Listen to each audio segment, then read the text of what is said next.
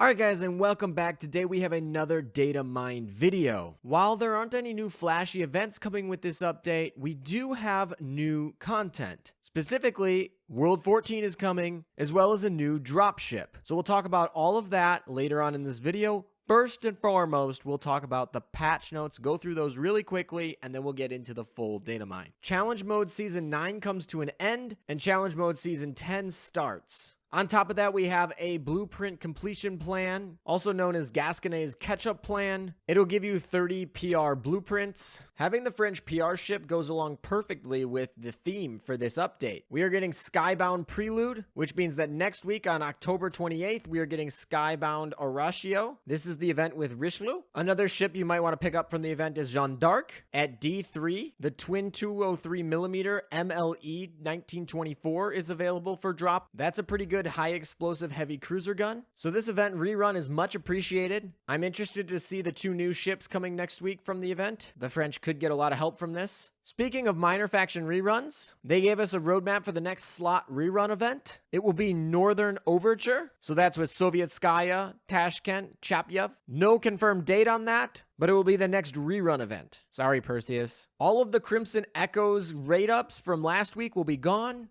However, all the ships will be added to the permanent construction pools. In the Japan servers, Cleveland, Gasconet, Hipper, Akagi, Mew will all be added to the general build pool. We won't get that with this update in the English servers just yet. Helena, Cleveland, Benson, and Bailey will be removed from the general build pool. This is one of the first times this is going to happen. Don't worry, there are other ways to obtain these ships. This actually will help you have a higher rate of getting a specific ship that is being added to the general build pool. This is just kind of trying to clean up the construction pool from being so massively large. The display order for characters as limit breaking and retrofitting materials in the dock has been changed a little bit. This isn't a big thing. However, what is a big thing is World 14. So we're going to talk about World 14 and what it's bringing for pretty much the rest of this video, because this is the big, massive part of this update. Before we even talk about the dropship New Orleans, we have a lot of new mechanics that are available in World 14 for the first time. World 14 is going to be night battles. Historically, night battles were not fought with carriers, so maybe we see a meta change here. These night battles are only available in Chapter 14. All three of your fleets, your main fleet, your vanguard fleet, and your submarine fleet are going to receive a concealment status. All the enemy fleets will also receive a concealed status. Both fleets will have a bar that indicates the strength of their concealment. Your fleet's strength concealment is based upon the evasion stat of the ships in your fleet. The enemy's concealment rate will be based off of what your hit stat is. The higher your hit stat, the better. Having a higher concealment rate will actually increase the evasion rate of your ships, not just the evasion stat. On top of being able to dodge shells better, you'll also be granted a concealment circle. When the enemy shells fire, they will randomly choose a spot within the concealment circle to fire at, which may not be where your ships physically are, meaning they'll miss. The bigger the circle, the better. The higher the concealment level you have, the bigger that circle is going to be around you, meaning the more chance they're going to fire at nothing, open water. So basically, the concealment will allow you to dodge better through the stats as well as through the mechanics of the concealment circle. The enemy will have the same effects, and you will want to have more hit stat to decrease that. For your main fleet, the concealment mechanic will work very similarly to how the hidden carrier mechanic worked before. Note that non-carrier concealed ships will no longer get the anti-aviation damage reduction from the AA stat. This is something interesting, meaning when you are concealed and you're not a carrier, you might get more aviation damage incoming. When all of your concealment bar is filled up, you leave the concealed state, meaning you lose the advantage of the buffs, which is the evasion buffs. You don't have any debuffs per se, but you'll be taking a lot more damage much quicker. There are ways to decrease this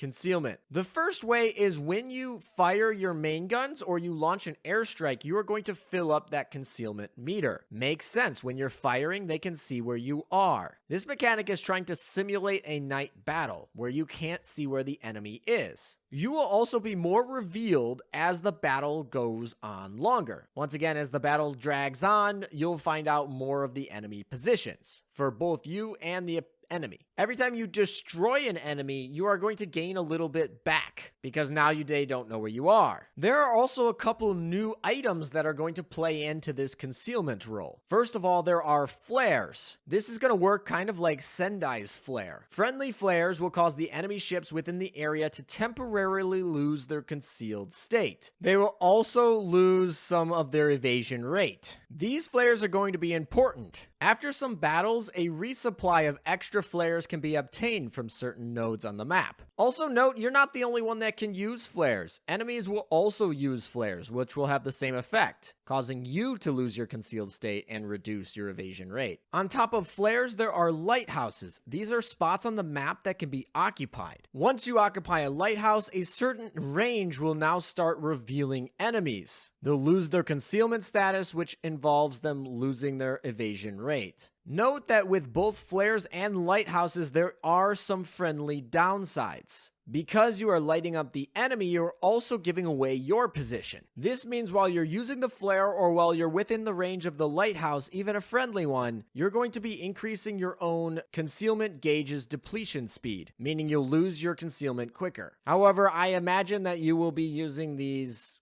constantly. Just making sure you time them right seems like it's going to be slightly important. On top of that, there will be searchlights. Now, these are only for the enemy. There will be specific special ships that have searchlights. Their priority will be to find you and remove your concealed status. They'll have this red triangle in front of the ship, and if you show up in it, you will have your concealment gauge go up very quickly and you will be revealed. Stay away from these. Kill the ships. Now in 14.4 only. So all of chapter 14 has all of the mechanics I had just previously mentioned. But in 14.4, there will be something known as foggy weather. Basically, this is going to make it much harder to remove the concealed status of both your ships and the enemy ships. Nothing like making 14.4 harder than the rest. It will be more difficult to remove the concealed status of both fleets because the depletion speed of the concealment is going to be lower. On top of that, flares and searchlights are going to be rendered useless. Radars are still going to work, and we'll talk about those in a second, but it's going to be more difficult to trigger a spotting. There are no ways to disperse this foggy weather in any way. However, it won't affect any of your movement. Now, I talked about radars. Now, what am I talking about radars? Radars are going to help you in all maps remove the enemy concealment. The enemy concealment can be decreased by increasing the hit stat of your highest hit stat ship. So keep that in mind. Radars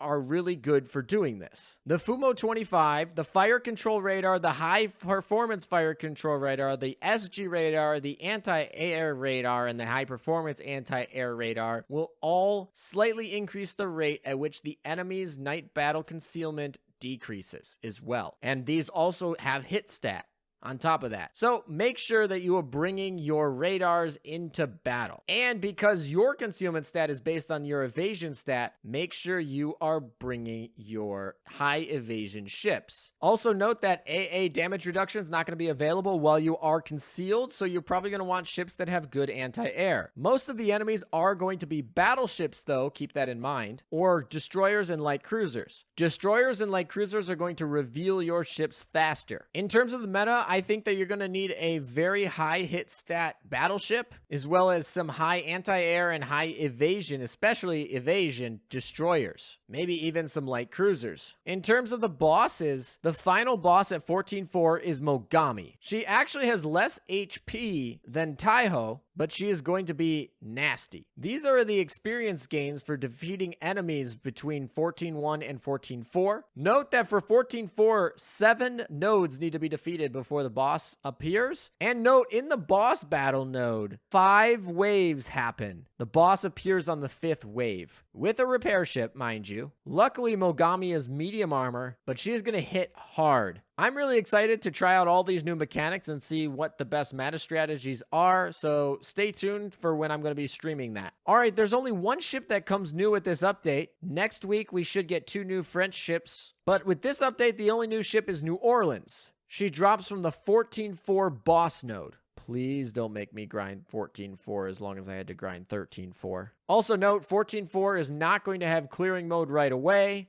I assume that will come later once we all spend all of our lives trying to clear it a bunch. Rip my oil. That being said, let's take a look into whether New Orleans is even worth farming. So stat-wise, she looks very much like her sister Minneapolis. Some notable changes are she's going to be much tankier. She's got more HP significantly. She's got more anti-air as well as more evasion. She does lack a little bit of firepower compared to Minneapolis, but the 2 ships do look very similar in terms of stats, main gun +1, as well as the efficiencies on those slots. New Orleans built to be a little bit tankier, Minneapolis built to do a little bit more damage. Let's look at the skills. Skill number 1. If the Vanguard has 3 ships and this ship is the lead ship, self-damage taken is reduced by 10%. Very nice damage reduction right there. Also, the middle Vanguard ship deals 10% more damage. This reminds me a lot of Potter's skill. It's actually a good skill, especially for a tank like her. She's certainly not going to be upset about being in the front. She is a tank after all, and now you can actually use a middle Vanguard ship and increase the damage they dealt. And it's pure damage, so if you want to make that torpedo memes, go right ahead. This skill's pretty simple, but sometimes simple works. When damage causes this ship's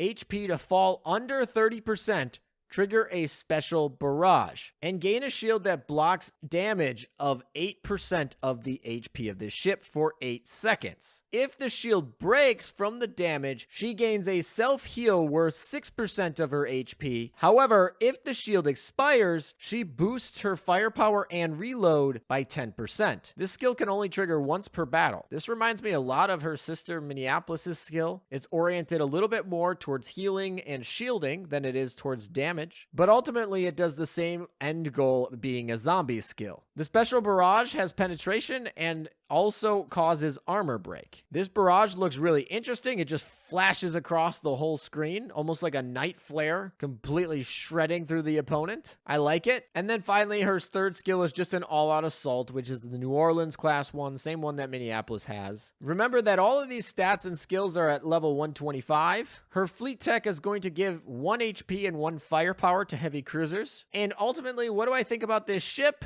Well, she's an above average heavy cruiser. She's not going to out-tank the research ships, and she certainly isn't around to be a top tier damage dealer, although she is good at both. She feels kind of like Bunker Hill, where she has potential, she can be used, but she's not necessarily best in slot. She's not something that you have to go pick up. She's more of a collection, but she's good enough that she can be used for anything. So she's not collection tier, she's more usable tier, not best in slot though. Hopefully we can get her soon. I don't want a repeat of Bunker Hill. All right, guys, that's pretty much it for this video. World 14 is looking like it's going to be a lot of fun. Let me know if you have any questions down in the comments. Let me know if I missed anything or anything needs to be added. I will certainly keep a pinned comment with any new updates. Don't forget to vote for your favorite dorms this week in the contest. And take care, and until next time, guys.